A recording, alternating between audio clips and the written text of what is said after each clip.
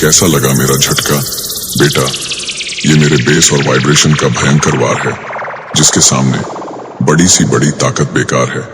ये RPN group की आवाज नहीं, विरोधियों को चित करने की तिलस्मी तलवार है। हम है प्रिंस म्यूजिक, बोमापुर बहरिया, प्रयागराज वाले।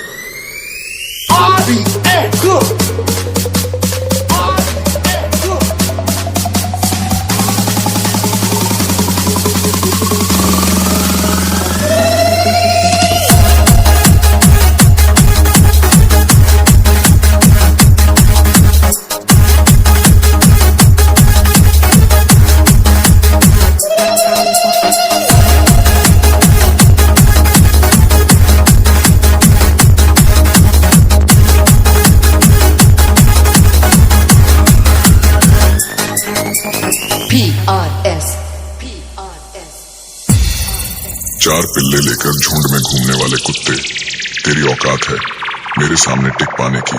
घुंघरू पहनकर मुजरा करने वाले, तेरी हिम्मत कैसे हुई मेरे सामने आने की? हम है प्रिंस म्यूजिक, बोमापुर बहरिया, प्रयागराज वाले।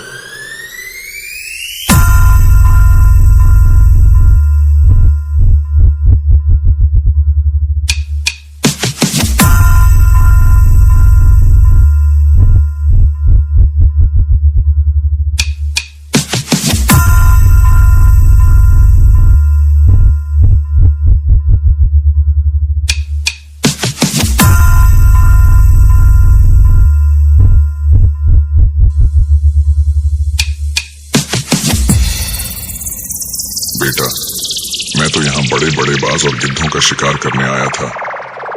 यह कबूतर कहाँ से आ गया?